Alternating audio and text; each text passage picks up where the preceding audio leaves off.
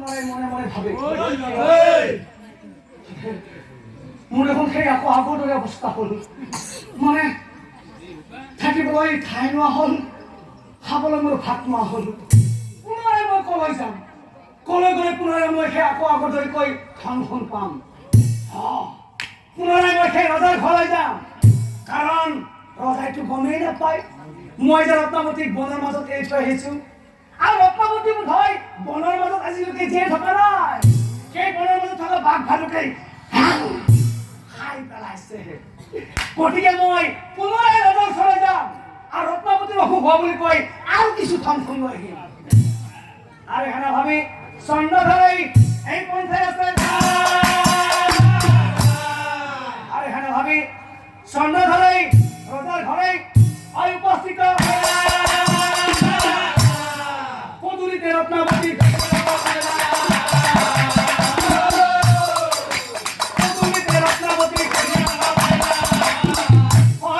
দেখি চন্দ্ৰধাৰাই আচৰিত স্বামী আহিছে দেখোন স্বামী দৌৰি গৈ ৰত্নাৱতী স্বামী মই তুমি আহিবা বুলি ভালদৰে জানিছিলোঁ তুমি যে মোক বিচাৰি আকৌ আহিবা মই ভালদৰে জানিছিলোঁ কি চাই আছা তুমি আচৰিত হৈ মোৰ ফালে কি চাই আছা ভয় কৰিব নালাগে মই আই পিতাক একো সঁচা কথা কোৱা নাই মই কি কৈছোঁ জানা মই কৈছোঁ আমাৰ ধন সম্পদবিলাক বনৰ মাজত চোৰে কাঢ়ি লৈ যোৱা বুলি আৰু স্বামী লগতে তোমাক হাতে ভৰি বান্ধি লৈ যোৱা বুলি কৈছোঁ গতিকে ভয় কৰাৰ কোনো প্ৰয়োজন নাই আহা স্বামী আহা ভিতৰলৈকে যাওঁ আহা আৰু আঠে বাটে ৰত্নাই স্বামীক ভিতৰলৈ জোঁৱাই আহিছে দেখোন জোঁৱাই চন্দ্ৰধৰক দেখি ৰজাই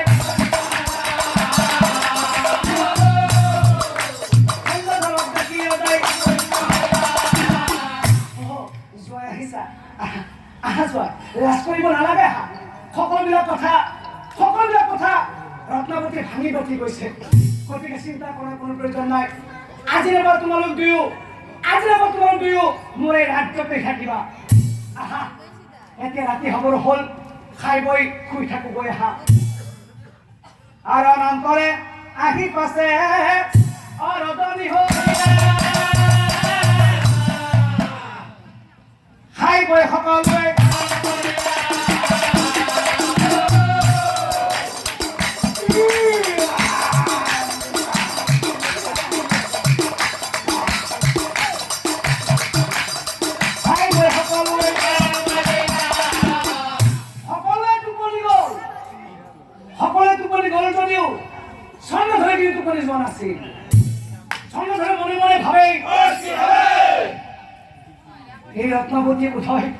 এই ৰত্নাৱতী বোধহয় মাক বাপেকক সকলোবিলাক সঁচা কথাই কৈছে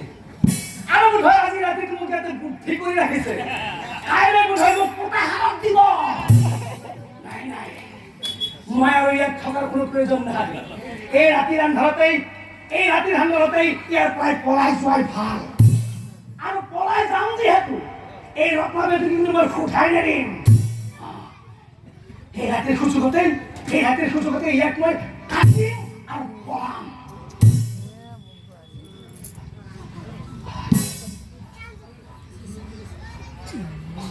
একটাই খাবাই ৰত্নাবতী এই মোৰ কাটি দিয়া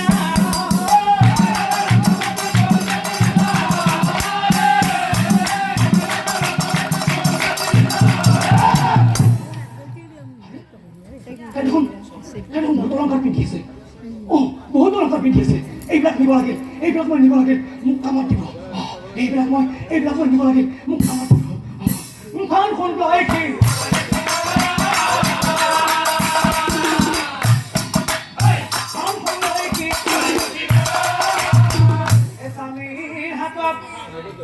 রত্নাবতী অতে দিলাজি গণ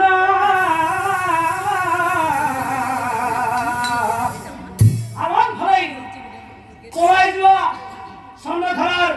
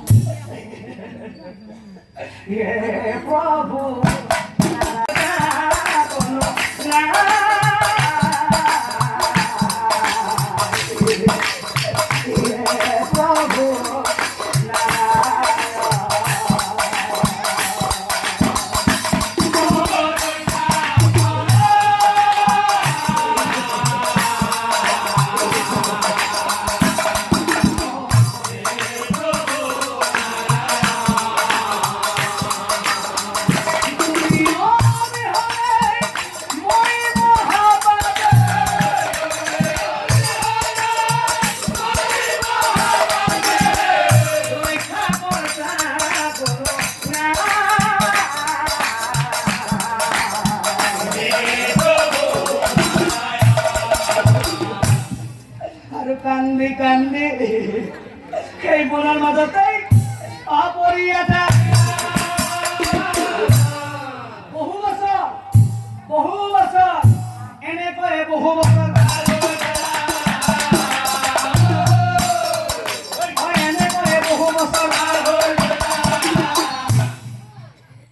মহাপাপীৰ কাতৰ বাণী বৈকুণ্ঠত এখোনে নাৰায়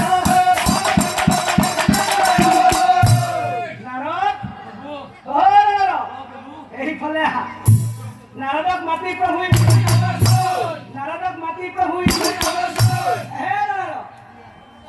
পৃথিৱীলৈ সেই মহাপাপীয়ে ধুলিয়েই মাটিয়ে বাগৰি আমাক কেনেকৈ মাতি আছে গতিকে যোৱা নাৰদ যোৱা তুমি গৈ সেই মহাপাপীক উদ্ধাৰ কৰা আৰু কথা শুনি নাৰদ মুনি নাৰায়ণ নাৰায়ণ অহাহি বেলা প্ৰভুক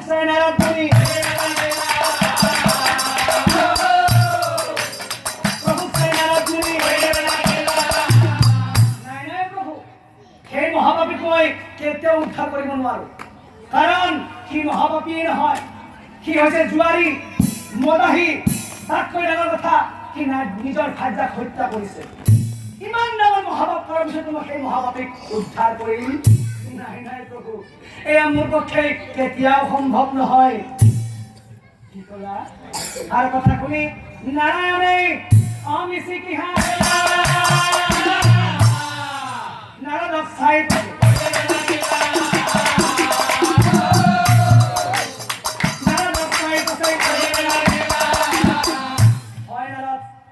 তোমাৰ কথা সত্য, সি মহাপাপী নহয়, সি হৈছে মদাহী, সি হৈছে জুৱাৰী। তাতকৈ ডাঙৰ কথা, সি নিজৰ ভাৰ্যাক হত্যা কৰিছে।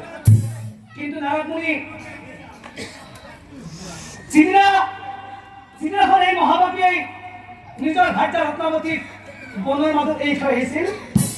সেইদিনাৰ পৰা কিন্তু ৰত্নাৱতীয়ে নিজৰ স্বামীৰ জীৱন ৰক্ষাৰ কাৰণে কেৱল মোকে আৰাধনা কৰি আছে। আজি ৰত্নাৱতীৰ সতীত্বৰ গুণত এই মহাপাপীৰ পাপৰ ভাৰ কমি আহিছে। সেইবাবে আজি তাৰ উদ্ধাৰৰ সময় হৈছে। গতিকে যোৱা নাৰদ, তুমি গৈ সেই মহাপাপীক উদ্ধাৰ কৰা। অহা কথা শুনি নাৰদ মুনি